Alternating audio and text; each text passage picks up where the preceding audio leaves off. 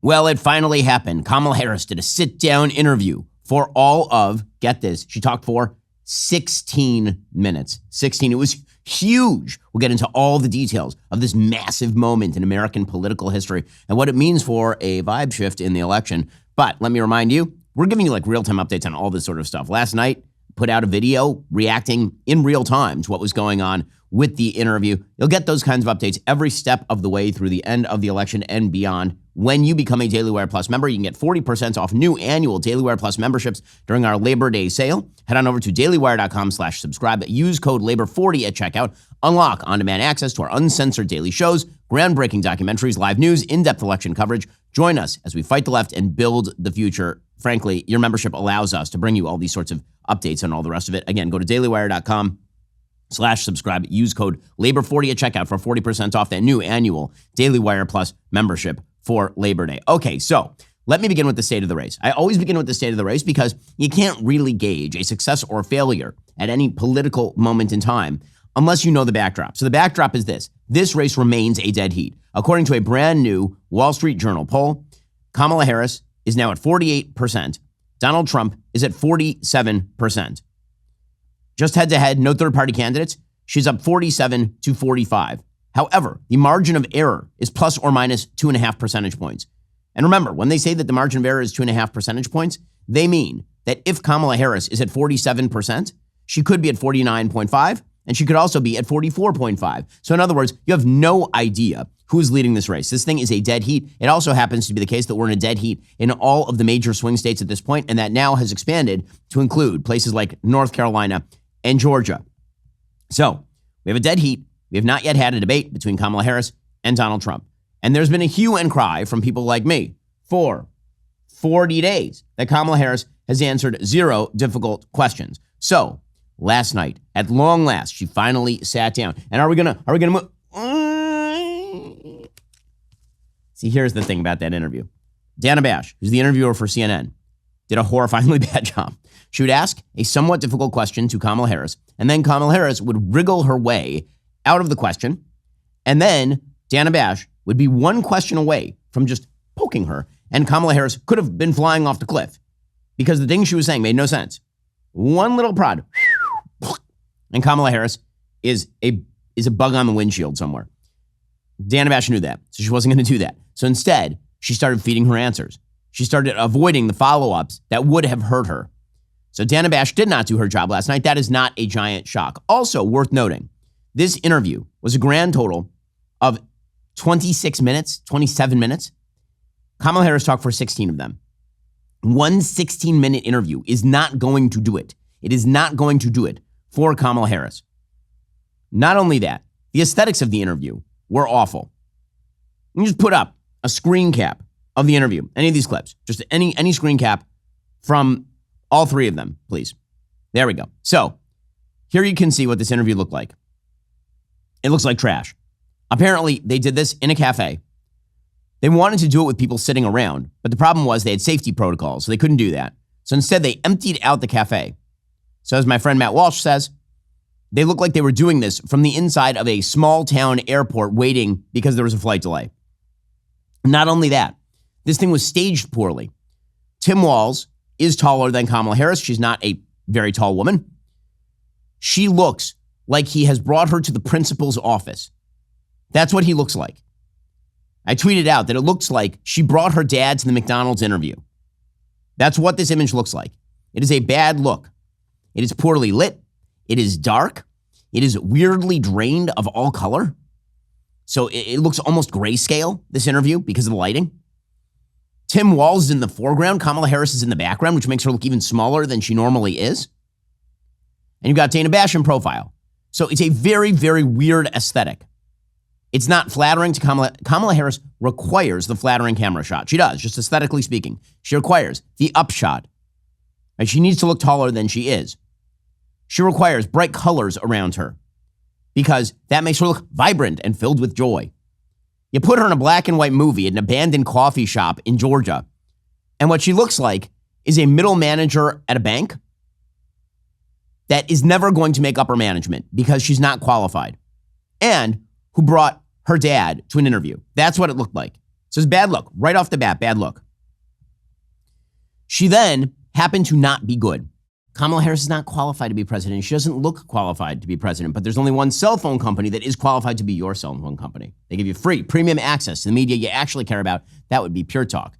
This is the best offer Pure Talk has ever come out with. Listen to this. When you switch your cell phone service to Pure Talk on a qualifying plan, you get a free 1-year insider subscription to Daily Wire Plus.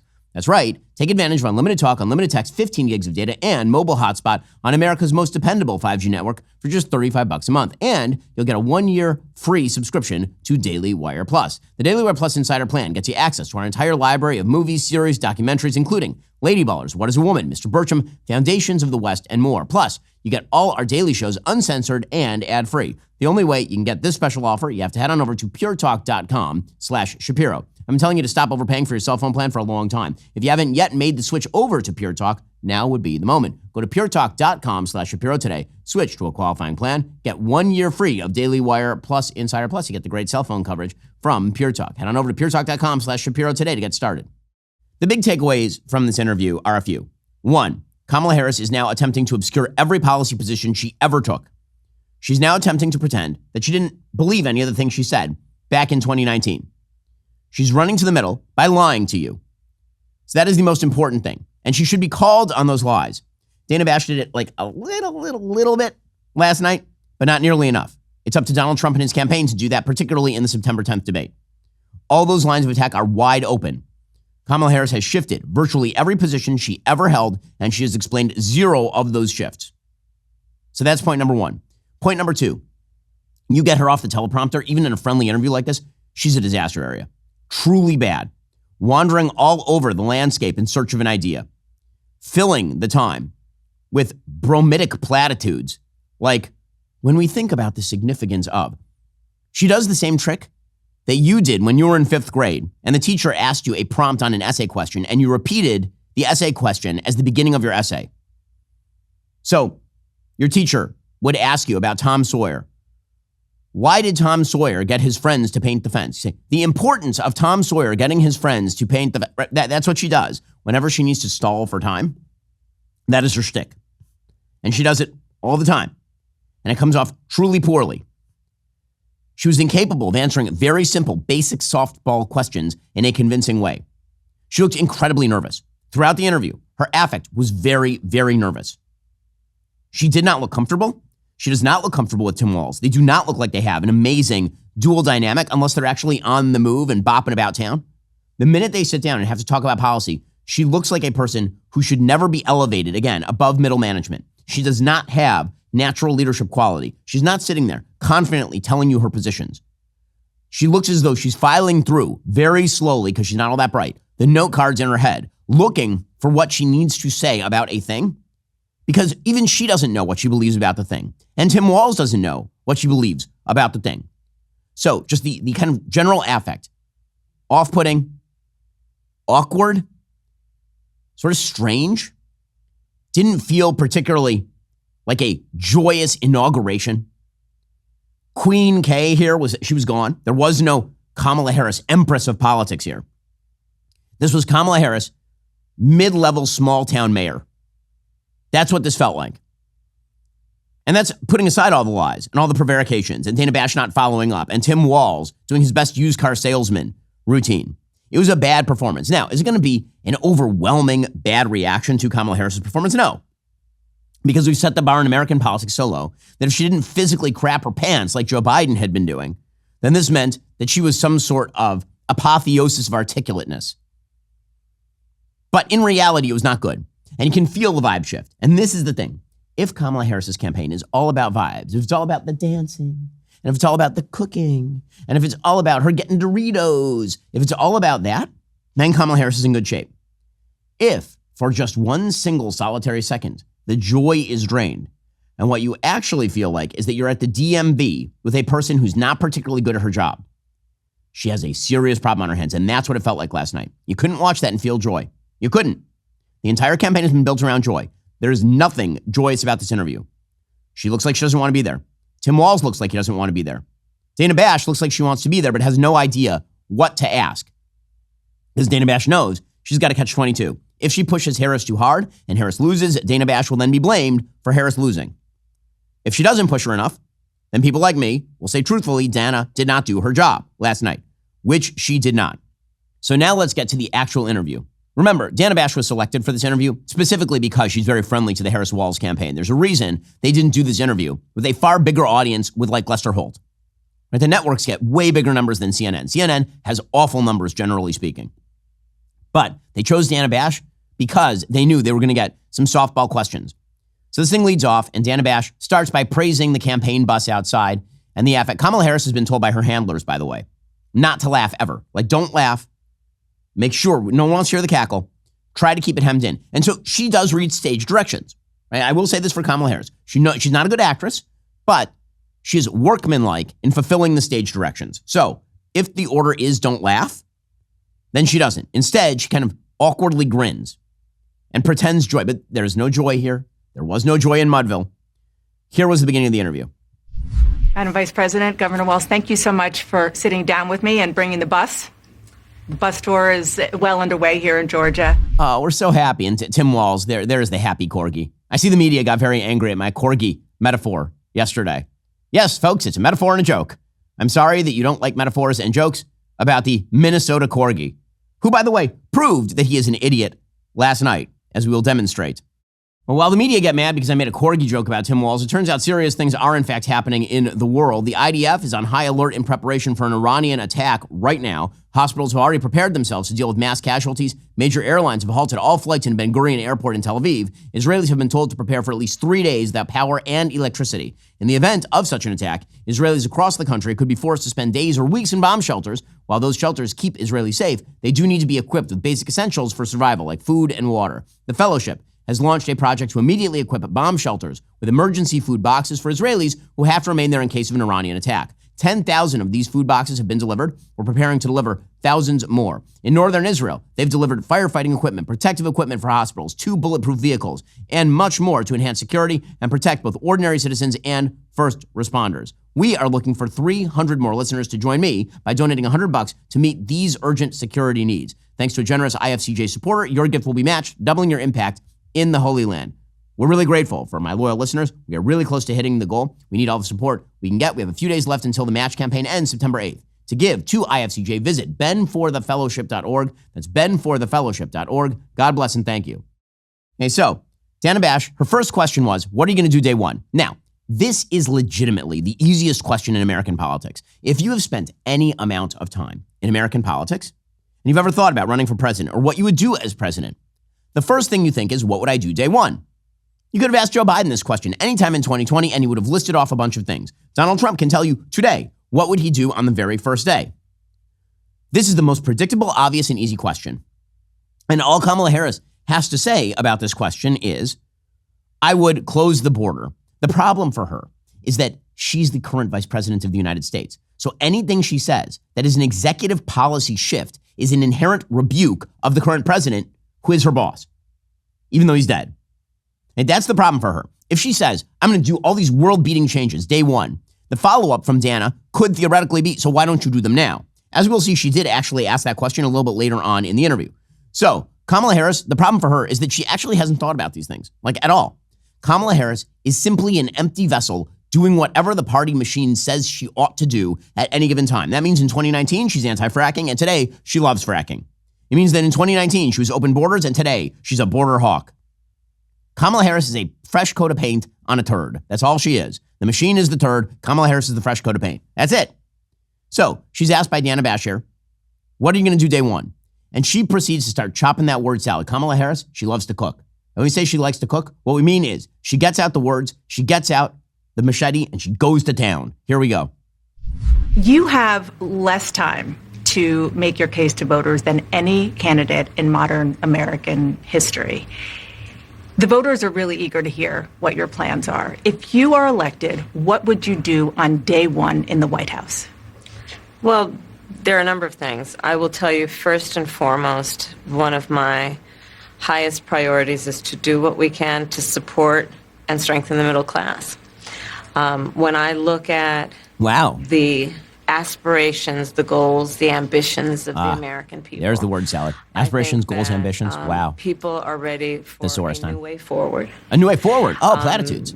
In a way that generations of Americans have been fueled by hope and by optimism. Hope and optimism. I think, sadly, in the last decade, we have had in the former president someone who has really been pushing an agenda and in an environment that is about diminishing the character and the strength of who we are as Americans. Okay, that is an objectively awful answer. That's an objectively terrible answer. Let me remind you, the actual question was, if you are elected, what would you do on day one in the White House? And I want to break this down for a second because it is everything. It is who Kamala Harris is as a human and as a politician. She said, well, there are a number of things. Hey, now, when you say there are a number of things, what you would expect is now a list of executive actions you would take on the very first day. I mean, that's what Joe Biden did. He came into office and he signed 100,000 executive orders, completely overturning, say, a safe border, for example, or achieving equity inside various administrative agencies. She says, I'm gonna do a number of things. What are those things, Kamala? Well, I will tell you first and foremost, one of my highest priorities is to do what we can.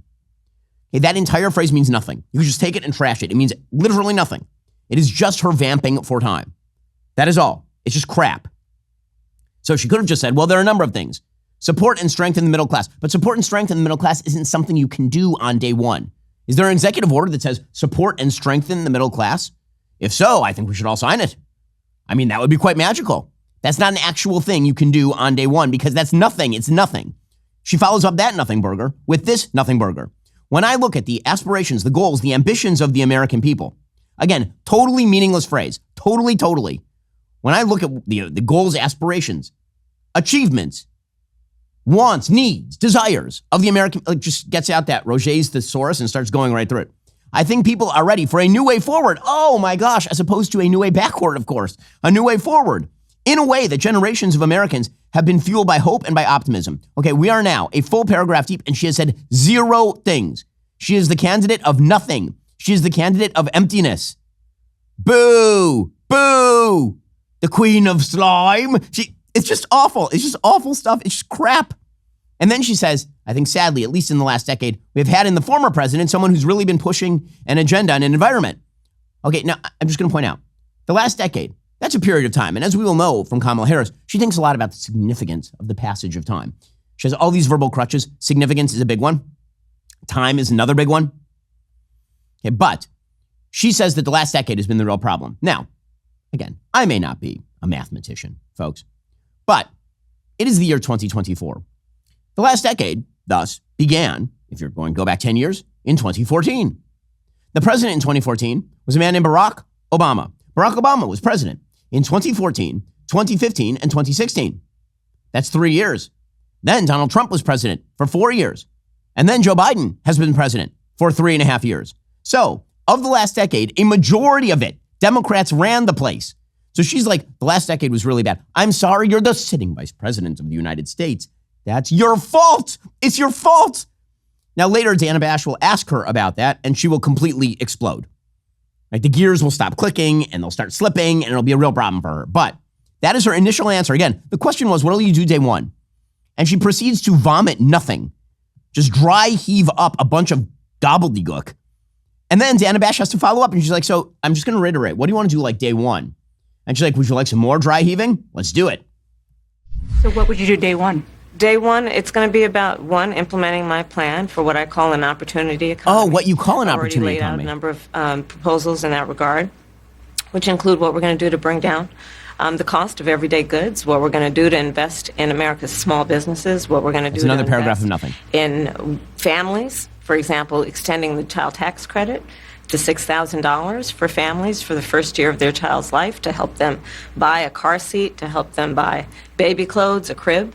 There's the work that we're going to do that is about investing in the American family around affordable housing, a big issue in our country right now. So there are a number of things on day one. So literally the only proposal that's concrete that she makes there is to extend the child tax credit to $6,000. Which is effectively a welfare scheme. I mean, that is what she wants to do, is give more money to people. By the way, it's not earmarked for their spending. She's going to throw money at people. Okay, that's the one thing she says. So we're now several minutes into this interview, and she has said pretty much nothing. That is just the beginning. It gets worse from here. So Dana Bash asks her about the opportunity economy. Here is where this goes. You call it the opportunity economy. You are well aware that right now many Americans are struggling. There's a crisis of affordability. One of your campaign themes is we're not going back. But I wonder what you say to voters who do want to go back when it comes to the economy specifically, because their groceries were less expensive, housing was more affordable when Donald Trump was president. Well, let's start with the fact that when Joe Biden and I came in office, during the height of a pandemic, we saw over 10 million jobs were lost. Literally, we were all tracking the numbers. Hundreds of people a day were dying because of COVID. The economy had crashed. Actually, the economy is in recovery. In large part, all of that because of mismanagement by Donald Trump of that crisis. More people died of COVID under her. When we came in, our highest priority was to do what we could to rescue America. And today, we know that we have inflation at under 3%. Pause it there. Okay, so I want to point out right here, this is where Dana Bash should jump in and say, Donald Trump's inflation rate when he left office was 1.4%. Your inflation rate today is 3%. The Federal Reserve shoots for 2%. You've had 40-year highs in inflation. Right? That should be the follow-up. The follow-up should be, you say you now brought it down below 3%. Well, congratulations. All groceries are now 20 to 25% higher than they were when you took office. So how about that? But of course, there was no follow-up along these lines. A lot of our policies have led to the reality that America recovered faster than any wealthy nation around the world. But you are right. Prices, in particular for groceries, are still too high. The American people know it, I know it. Which is why my agenda includes what we need to do to bring down the price of groceries. For example, dealing with an issue like price gouging. What we need to do to extend the child tax credit to help young families be able to take care of their children in their most formative years. What we need to do to bring down the cost of housing. Okay, so this is where Dana Bash theoretically should dig in, right? She should say to her, okay, let's talk about price gouging. Do you really believe that food is too expensive because the people over at Kroger's and Publix and Ralph's are just really, really good? Is that your proposal? Is that your thing? But no, is there any digging? Of course not. Kamala Harris will not be made to answer for any of her policy vagaries, certainly not by Dana Bash. But you are answerable to your family if, God forbid, you die and you didn't leave life insurance. I mean, you'll be dead, but it's still going to be really bad. Like, your family needs help. Go to Policy Genius, the country's leading online insurance marketplace. They are experts at helping you secure your family's financial future quicker than Kamala Harris can change those policy positions. Even if you already have a life insurance policy through work, it might not offer enough protection for your family's needs. It might not follow you if you leave your job. With Policy Genius, you can find life insurance policies starting at just $292 per year for $1 million in coverage. Some options are 100% online and let you avoid those unnecessary medical exams. Impressive, right? Their platform combines cutting-edge technology with human expertise. You get access to quotes from top insurers, find the best rates, receive guidance from licensed professionals throughout the process. Remember, Policy Genius works for you, not the insurance companies. Their recommendations are based on your needs, not commission structures. Let Policy Genius help you plan for your family's future, because true peace of mind comes from knowing you've taken care of what matters most. Be ready for the future with Policy Genius. Head on over to policygenius.com/Shapiro or click the link in the description. Get your free life insurance quote, see how much you could save. That's policygenius.com/Shapiro. Okay, but I will say this. Dana Bash did ask the question that I've been asking. So half marks to Dana Bash here. She says, I noticed that you're talking about a lot of the things that you want to do. You've been vice president for 3.5 years. Why didn't you do any of them? You have been vice president for 3.5 years. Yeah. The steps that you're talking about now, why haven't you done them already?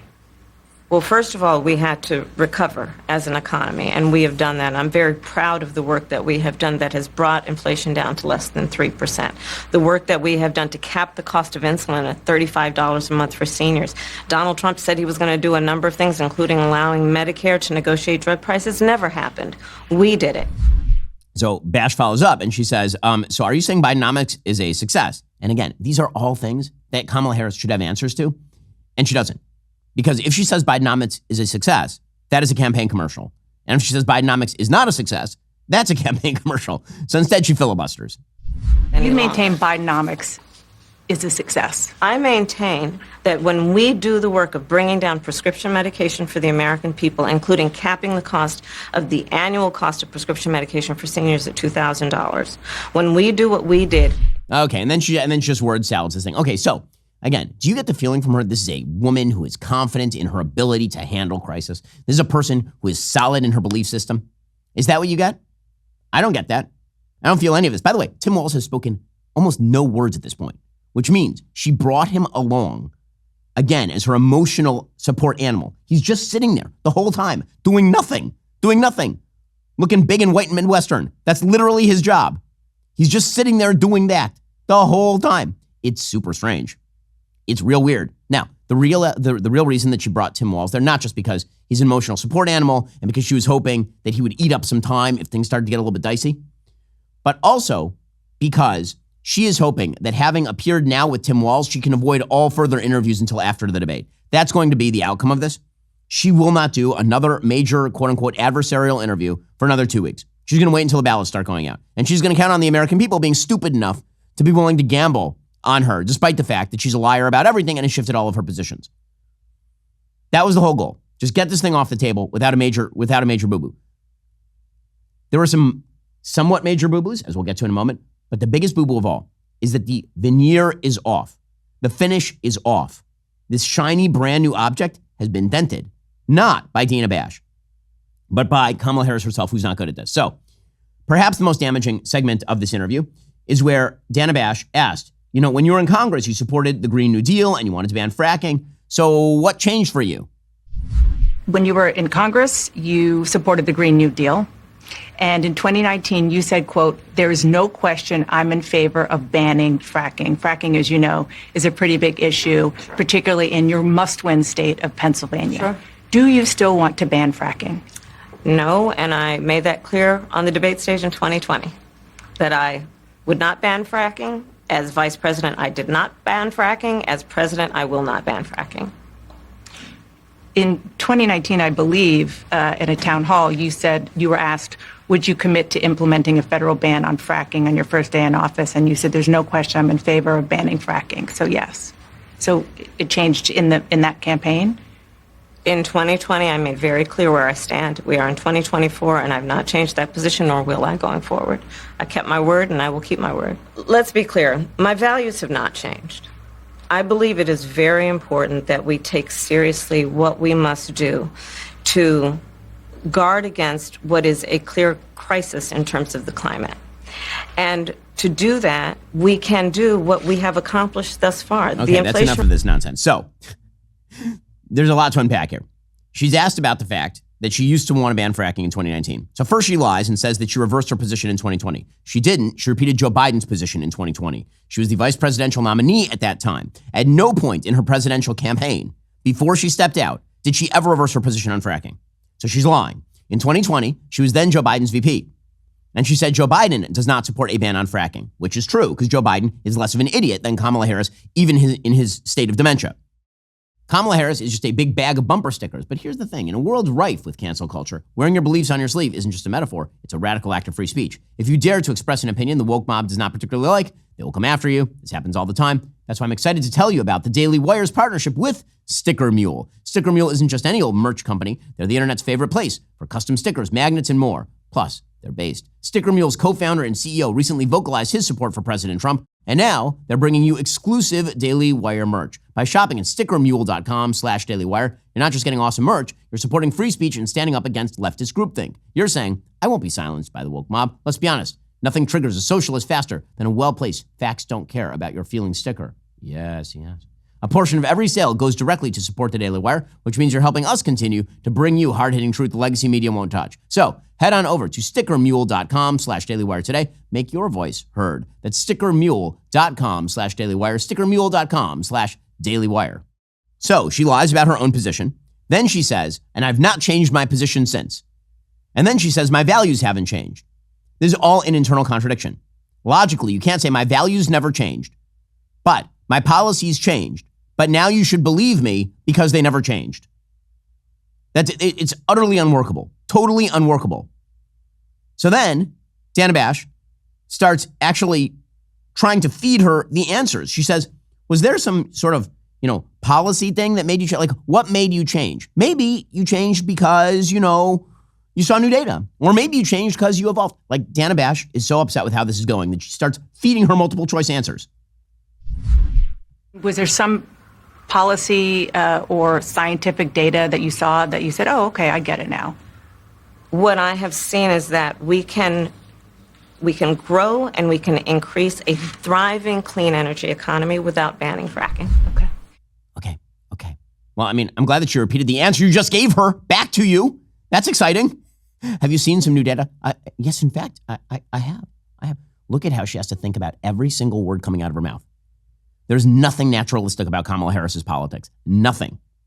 You could not wake her up at 3 a.m. and ask her her positions. You couldn't. You could for anyone who watches politics. If you woke me up at 3 a.m. and asked my position on abortion, I actually could give it to you. If you woke Kamala Harris at 3 a.m. and said, what do you believe about fracking today?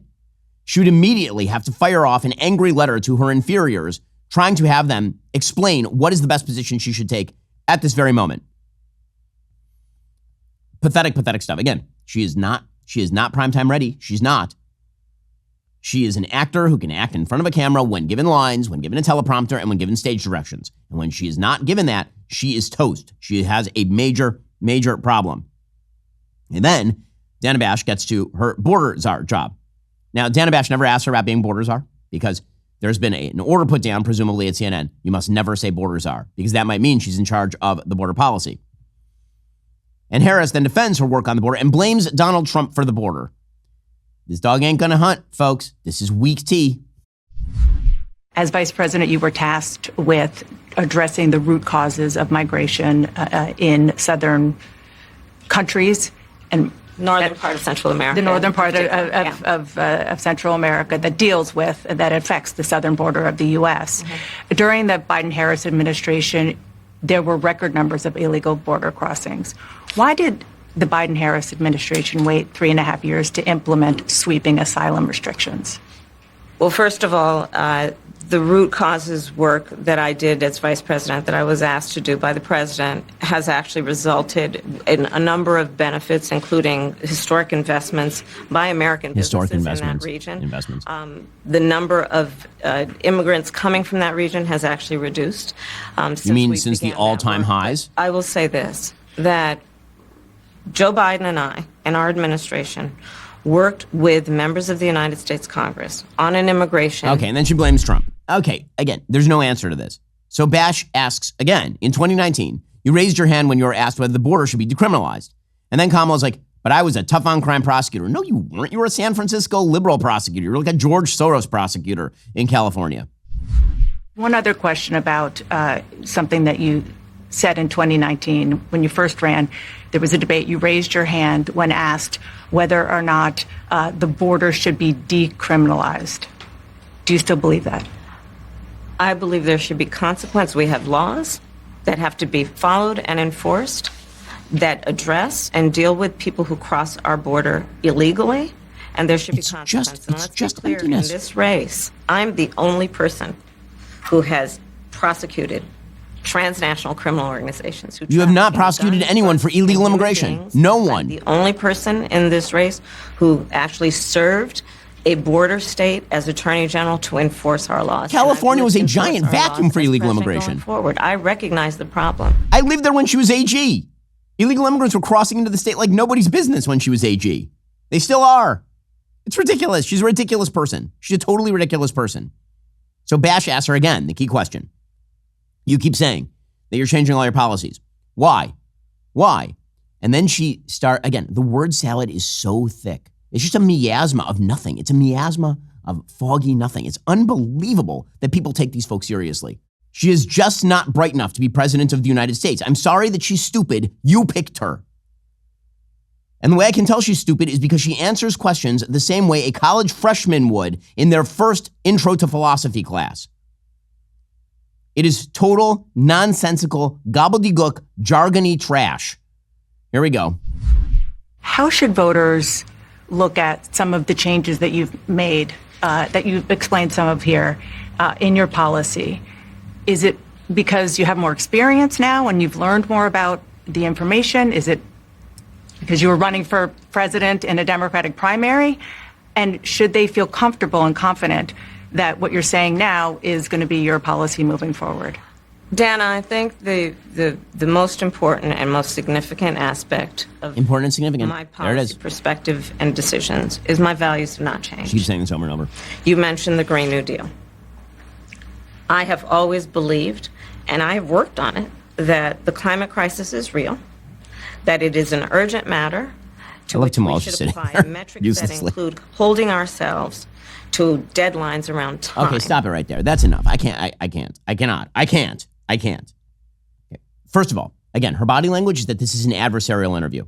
Dana is a friend. Dana Bash is a friend of the campaign. And this is an adversarial interview because she is not capable. She is incapable. And let me just read you these sentences that came out of her face hole slowly here.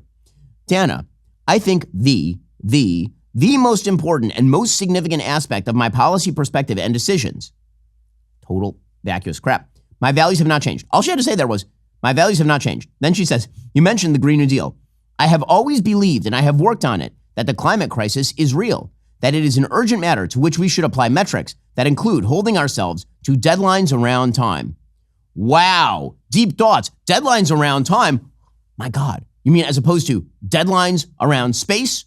Deadlines around mass? Deadlines around height? Deadlines around time. I wish I had thought of that. I wish I had thought of deadlines around time. You know what? I should actually try that with the staff. Maybe that's why we're always running behind. Whenever I set a deadline, I'm like, you know what, guys? You have a deadline. The deadline is 3 kilograms. And they're like, what? I'm like, yes, 3 kilograms. Like, could you translate it in terms of time? I'm like, oh my God, I should have thought of that. A deadline around time. She is a dullard. She's a dullard. I'm sorry that it's taking the veneer off your joy. That you were so joyous. Oh my God, Joe Biden's dead and we find the queen is here. Oh my God, slay queen. Oh, so she's dancing and cooking. Oh, joy. And then it turns out that you found a stupid person. And the stupid person that you picked for vice president was the only person you could consolidate around. And then she gives stupid answers because she's stupid. It's not my fault she's stupid. It's your fault she's stupid. You picked her. These answers are stupid. They're stupid people answers. I'm sorry if I'm getting a little exercised about this, but I feel like we now live in a stupid person's political world. Very, very stupid. Just generally speaking. I know, I hold myself to the standard of, there was a time when Abraham Lincoln was the president of the United States. But hell, there was a time when Bill Clinton, who's a pretty smart guy, was president of the United States, even if he was wrong about a lot of things. Even Barack Obama was a fairly smart individual. This person is stupid with 8 O's in the middle. And they keep trying to pretend that there is something there. There is no there. It's like Gertrude Stein's explanation of Oakland. There's no there. But they keep trying to make fetch happen. They keep trying it. There's a reason they're going to keep her away from the cameras. They have to. They don't have a choice. They have to keep her away from the cameras. In a second, we'll get to the person she picked for her second in command, Tim Walz, who just, when I said that he is a stupid corgi, when I said that he's got the dumb sitcom dad energy, he then went out and actually just did it. He actually just did it in this interview. We'll get to that in just 1 second. First, reminder, Labor Day sale is here right now. Get 40% off new annual Daily Wire Plus memberships at dailywire.com/subscribe. Use code LABOR40 at checkout. With the most important election of our lifetime looming, you do need facts, not left-wing propaganda. Here's what you get with Daily Wire Plus. Uncensored, ad-free daily shows from the most trusted names in the media. Our full catalog of culture-shaping documentaries and series on demand, live breaking news, hard-hitting investigative journalism, plus comprehensive election coverage. We're tracking every race, exposing every liberal lie, giving you the unfiltered facts to make informed decisions. So this Labor Day weekend, join us as we fight the left and build the future. Head on over to dailywire.com/subscribe right now. Use code LABOR40 for 40% off new Daily Wire Plus annual memberships. Also, this Sunday, got a brand new episode of the Sunday Special with Dr. Jordan B. Peterson. Of course, Jordan doesn't need an introduction.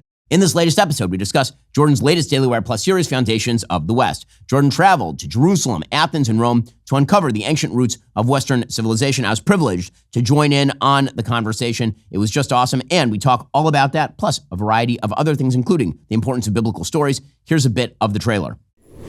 There's nothing better possible than what will happen to you if you tell the truth. It doesn't matter how it looks to you. And that's a terrifying thing, because obviously you get in trouble for telling the truth. That's why everyone lies. And I believe that. And how could it be otherwise? What are you going to do? You're going to make the proposition that you bring about the order that is good in the world by lying. Who the hell believes that? No one believes that. They might think they can get away with it. They might use it for manipulative purposes. But no one thinks that the path to paradise is paved with lies.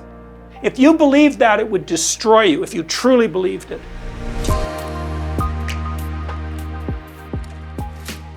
Don't miss this awesome episode of the Sunday Special with Jordan B. Peterson. So let's be real. I've been a little harsh on Kamala Harris here, right? Because I keep saying that she's not particularly smart, that she's kind of dumb. And I'm not apologizing for that because, I mean, she is. I'm sorry. She is. Again, I didn't do it. You guys did it. Dana Bash was handing her questions on a silver platter, questions for which she should have been amply prepared, and she was incapable of answering any of those questions. By the way, one additional answer she should have had prepared here. So Dana Bash did ask her about Joe Biden's capacity to do 4 more years. She said, you know, you're a big defender of Joe Biden, saying that Joe Biden was with us.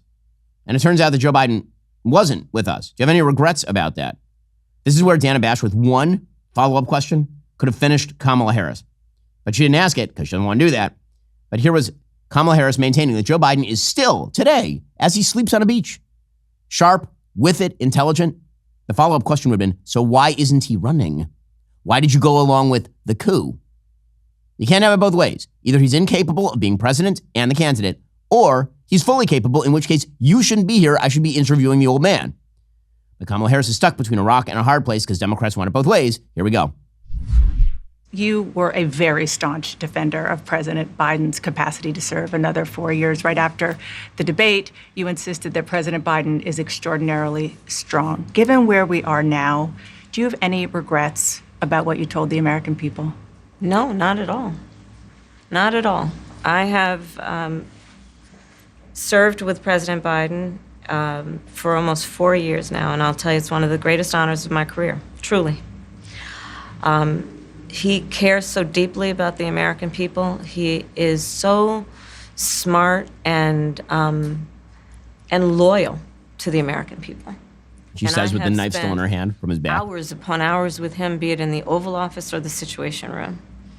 He has the intelligence, the commitment, and the judgment and disposition that I think the American people rightly deserve in their president. By contrast, the former president has none of that. Of course, the last 3.5 years has been part of your administration. I'm talking about an era that started about a decade ago, where there is some suggestion, warped, I believe it to be, that the measure of the strength of a leader is based on who you beat down. God, she is so terrible. She's so terrible. Again, where's the follow-up? Why didn't Dan ask? You keep talking about him in these glowing terms. In fact, if I played an interview of you now talking about Joe Biden, an interview before he dropped out and before the debate, they would be identical. So why is he out? Why are you here? What are you doing here?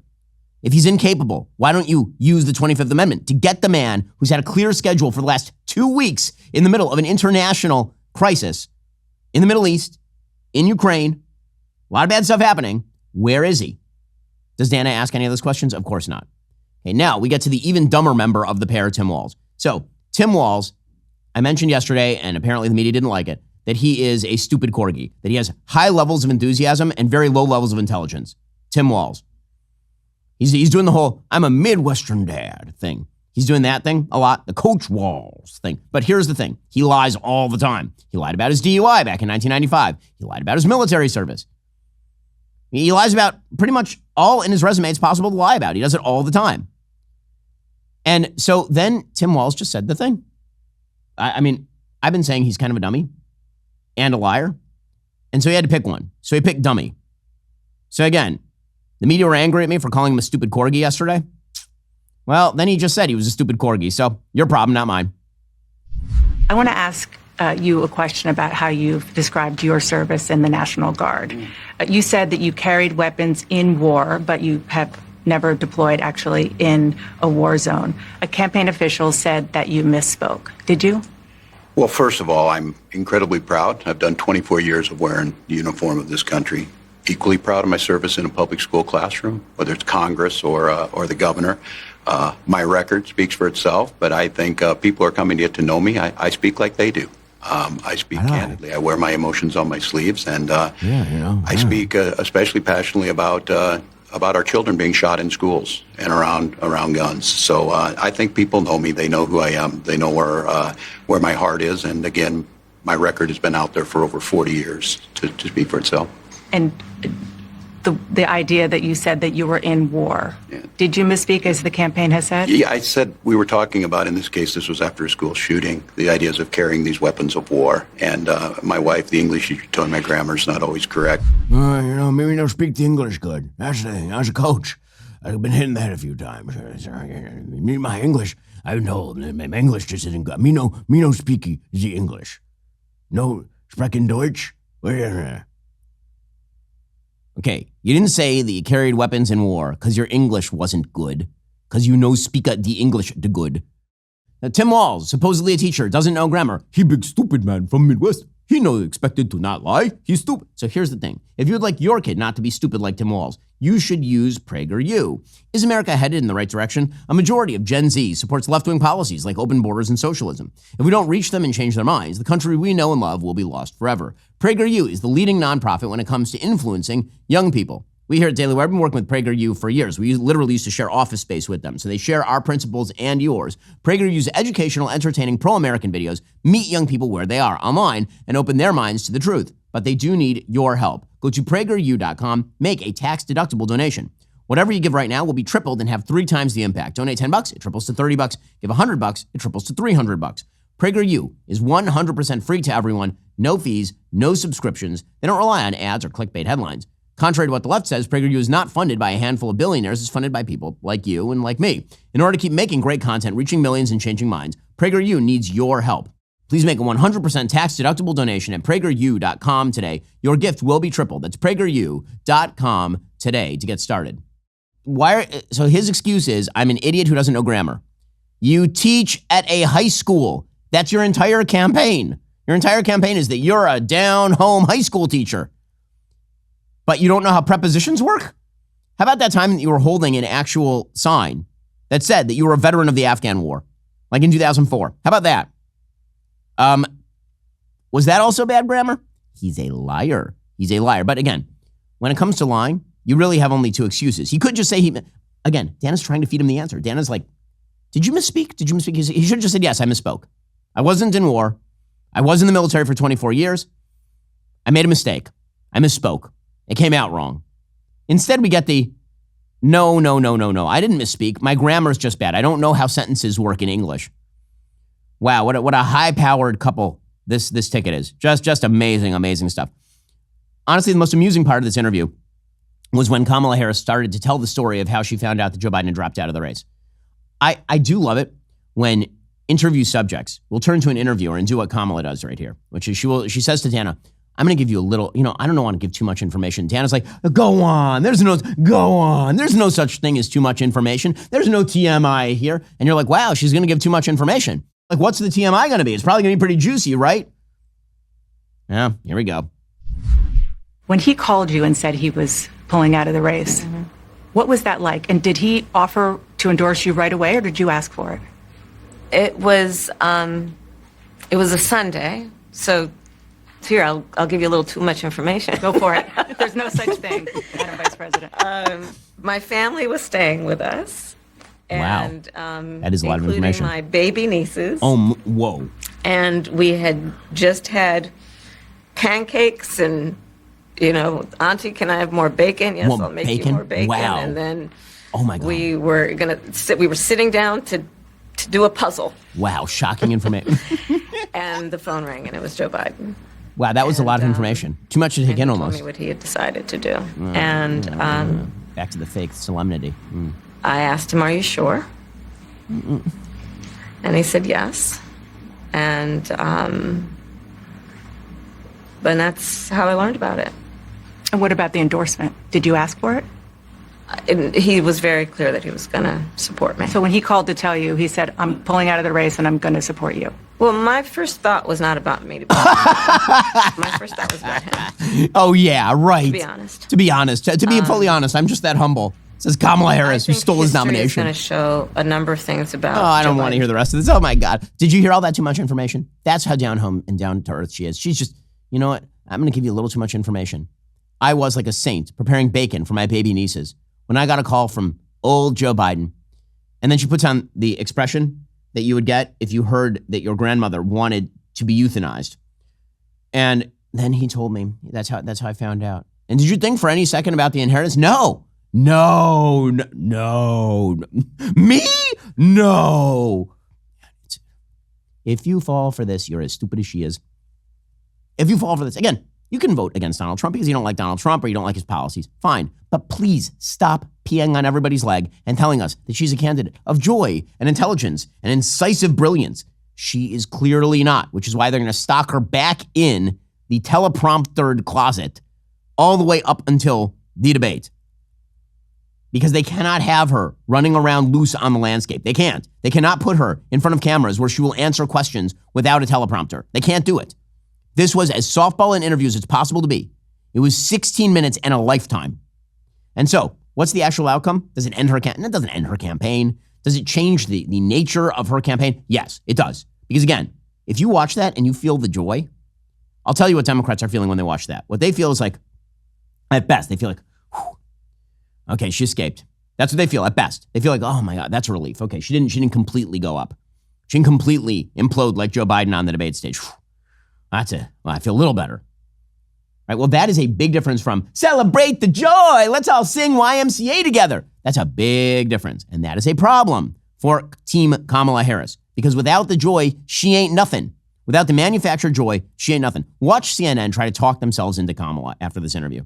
Watch this. It really is. It's an impressive show. I think she did what she needed to do. What she needed to do was be the same person that people have seen on the stage for the last month and have seen a new sense of sort of confidence, of calm and comfortable comfort that we haven't seen before. I think there's been a consistent story of growth. She's been in more of these settings. I think we saw that somewhat tonight. I also think to the question about how policy positions have changed, they were clearly ready with an answer about how the values have been consistent. It's really interesting because for someone who doesn't want to talk about race and gender, who doesn't want to kind of put that identity forward, it is allowing her to make the case of change without kind of saying those words. And so I thought that was really in the air of this speech. She answered every question. Now, you might not like the way she answered them, but she answered them as a capable, qualified leader. And I do think she moved the ball forward a little bit.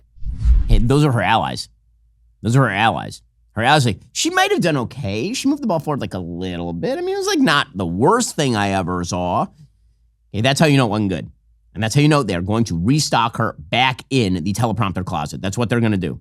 Meanwhile, the Trump campaign is on the offense as they need to be. So yesterday, the Trump campaign released an immediate ad after Kamala Harris said that her values had not changed, putting forward like, yeah, we know her values haven't changed because she's a radical and she always was. My values have not changed. There's no question I'm in favor of banning fracking. You know, we have to stay woke. Like, everybody needs to be woke. And you can talk about if you're the wokest or woker, but just stay more woke than less woke. The people who are convicted in prison, like the Boston Marathon bomber, on death row, people who are convicted of sexual assault, they should be able to vote? I think we should have that conversation. What would you do about the millions of, specifically, assault weapons that are already in circulation? What do you do about those? Well, there are approximately 5 million, to your point, Craig. We have to have a buyback program, and I support a mandatory buyback program. It is outdated, it is wrong-headed thinking to think that the only way you're going to get communities to be safe is to put more police officers on the street. It also says, quote, every individual who is a resident of the United States is entitled to benefits for health care services under this act. Not every individual who's a citizen, but every individual who's a resident. Mm-hmm. So you support giving universal health care, Medicare for all, to people who are in this country illegally? Let me just be very clear about this. I am opposed to any policy that would deny in our country any human being from access to public safety, public education, or public health, period. to reiterate, you support the Medicare for All bill, I think initially co-sponsored by Senator Bernie Sanders. You're also a co-sponsor on it. I believe it will totally eliminate private insurance. So for people out there who like their insurance, they don't get to keep it. Let's eliminate all of that. Let's move on. How dare we speak Merry Christmas? How dare we? And yeah, I am a radical. Is my values have not changed. Is it true Kamala's values haven't changed? Yes, that is correct. So President Trump was on the stump yesterday, and he was pushing precisely this. This needs to be the campaign. Her values have not changed. And all the things she says that she will do that she hasn't already done, she's not going to do them because she had the chance. She's been VP. You know exactly what a Harris administration is going to look like. You know precisely what it's going to look like. It's going to be Biden, but way, way worse. Here was Trump yesterday saying she doesn't give a damn about you. You got all this joy and hopey-changey nonsense going on with her. She didn't care about you. Most ambitious person in American politics. Here's what we know about Comrade Kamala Harris. She just doesn't care about the American people, especially hardworking people or middle-class Americans. She just doesn't give a damn about you. He's not wrong. He's not wrong. She cares about keeping that Democratic Party machine happy. Meanwhile, Nicole Shanahan, who was the vice presidential running mate for RFK Jr., who has now dropped out and endorsed Donald Trump, she released a kind of fun ad in which she went after Trump derangement syndrome. Are you or your loved ones suffering from illnesses such as TDS, also known as Trump derangement syndrome? Do you dismiss or deny the current issues facing our country, such as historic inflation, illegal immigration, corporate corruption, World War III escalations, and the chronic disease epidemic? Are you willing to elect someone who was the least popular vice president in modern history, and who offers no policy or vision for America simply because your brain keeps telling you anyone but Trump? If so, you might be struggling from TDS. Introducing independence. Independence allows you the freedom to finally think independently once again. Instead of believing everything you hear from the mainstream media, independence allows for constructive critical thinking.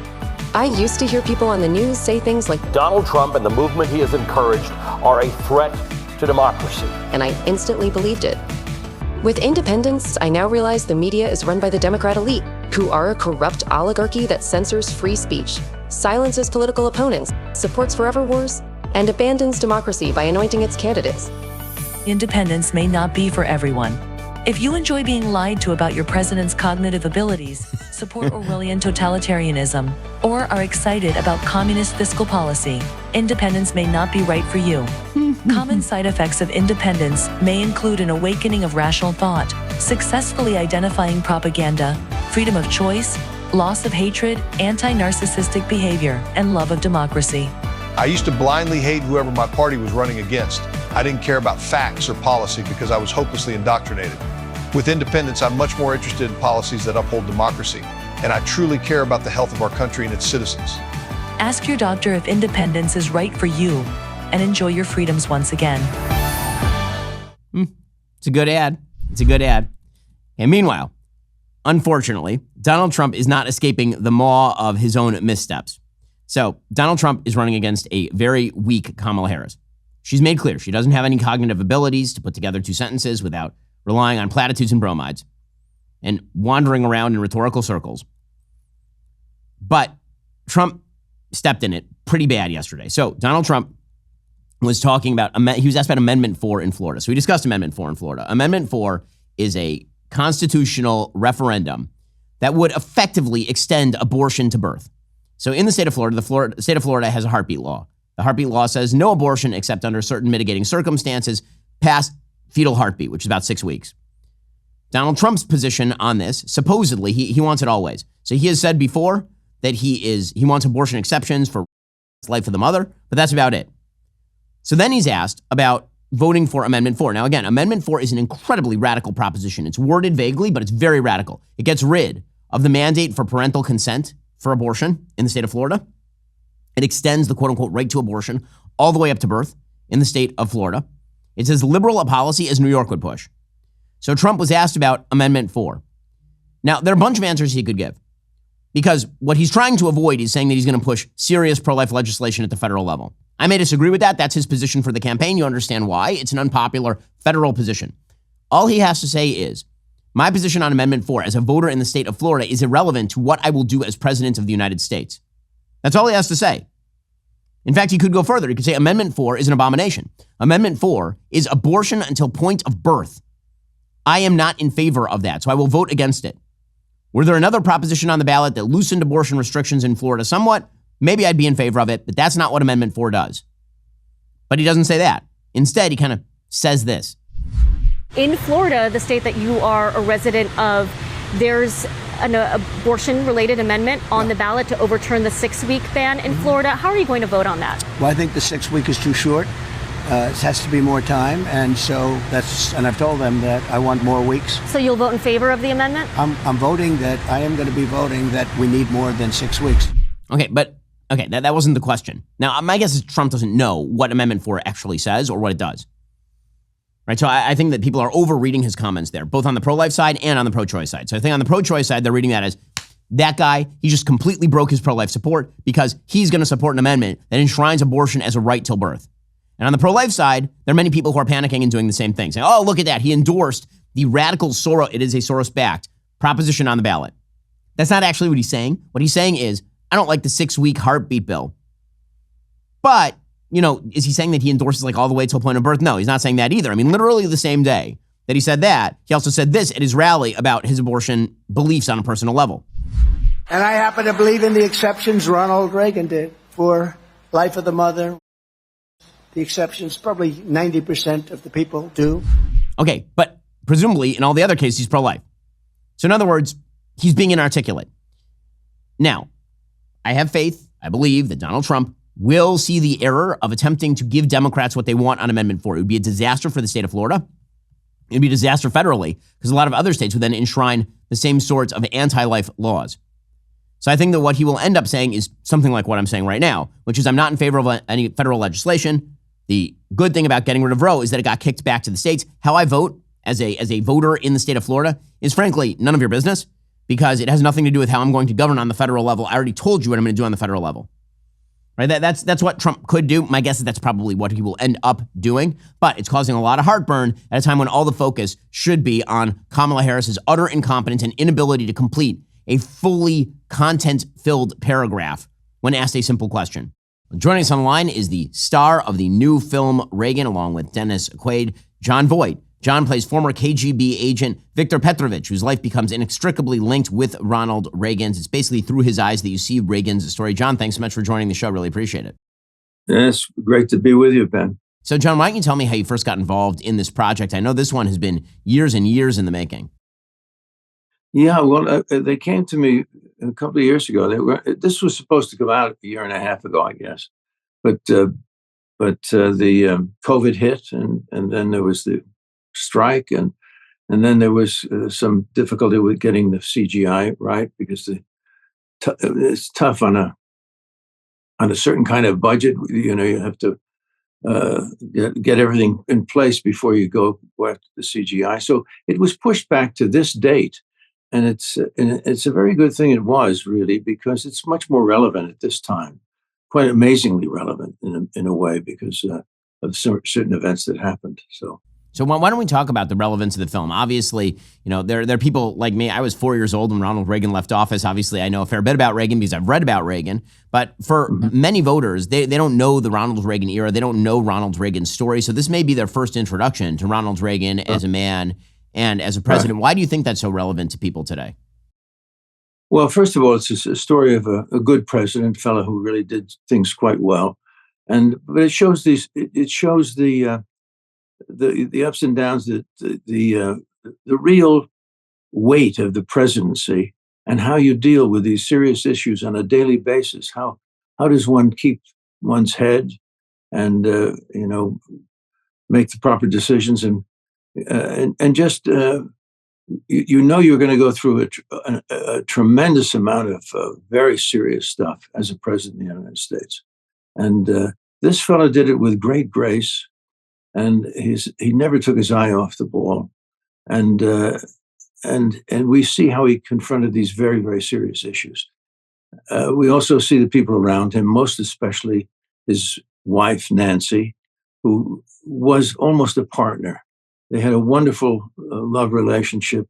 and a wonderful friendship and working relationship too. So that's part of the story, and the movie shows all of this. The love story is very beautiful, and it's a very moving piece. But also it gives people a very good perspective on what must be the kind of character you have to be president of the United States. And John, one of the fascinating things about your character is obviously because the movie is done sort of through your vantage point as a former KGB agent reviewing the story. It's a reminder, I think, to a lot of Americans who really don't remember the Soviet Union, just how evil the Soviet Union was and the size of the enemy that the United States had to take on from the rise of the Russian Revolution all the way until the fall of the Soviet Union. Maybe you can talk a little bit about that threat. Well, that threat is still with us. And, a lot of people, we're talking about all the damage that's been done by the KGB and the attack, the very clever, really, attack on our country through the insertion of people into our society, trying to and there's a menu that was explained in a book by Ben Carson recently, and a book that came out in 1958 by a former FBI agent who put out the menu of the KGB. Nobody paid much attention to it, apparently, although it was in the congressional record. All these things that they intended.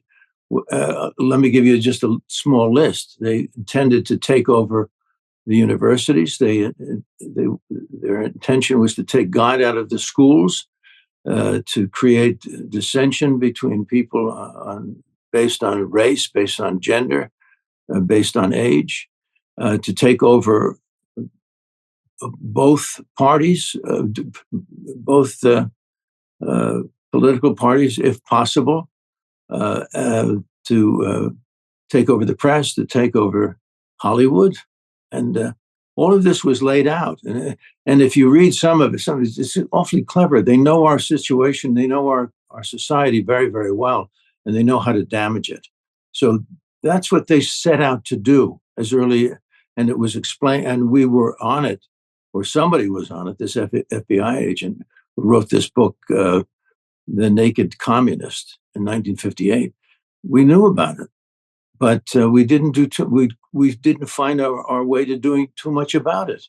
And so we're left, when I look at it, and I did a lot of research, of course, to do this role. When I see it now, I say, well, they've pretty much accomplished everything. But these were long-term objectives that they had. They had a 3-tier objective to take over the United States, and we're seeing almost, they must be amazed that they accomplished so much. But then, of course, Reagan came along and dissolved the Soviet Union. So that was put on pause, but they'd already set it in motion. And many, of the villains we see today are standing on that menu right now and delivering it. And John, one of the fascinating things about your character, obviously, again, you're playing a former KGB agent who's sort of viewing Reagan's life because you're following him throughout his life, from his rise as head of the Screen Actors Guild all the way to the presidency. But one of the things, I mean, you're an amazing actor, obviously, and what that means is that you have to inhabit the part. It can't just be a caricature. And so there are very few people in the world on planet Earth who have ever thought of themselves as evil while doing evil. What did it mean to actually play a KGB agent? How did you get yourself into that role? Well, I figured that I visited the Soviet Union at the end, in 1991 when it was falling apart. And I had a great way of connecting with the people because I was working on a film there, the first film that they had allowed in to film, and we filmed in Moscow, and we filmed in Ukraine, actually, where Chernobyl happened. It was part of the Soviet Union at that time. And I saw the terrible state of this communist influence on Russia. And I met a lot of the people, and the people were really suffering. I would say that communism brings misery. This is their basic product. The people walking in the streets, I walked on Red Square, right? And people don't look up. They wouldn't engage you. They wouldn't look in your eyes. They were frightened, perhaps, or just sad. And I felt for the people. And I got to know a few people. And I said, this will turn around. I said to this woman, lovely woman who spoke English, taught English in a Russian school. And she was very unhappy with the state of affairs and was said to me, this is never going to change, John. And I said, oh, no, it's going to change. You'll see. She said, no, you don't know. It'll never change. I mean, I felt for the people. So I made some friends there, and they were all in the same boat, the same suffering. And so I knew what was going on. When I played this character, I knew this complexity of this character. Now, if he signs on to do this work, he's having to appeal to a lot of people. And he has whatever he has of questions of what's going on, he has to keep to himself and all of that.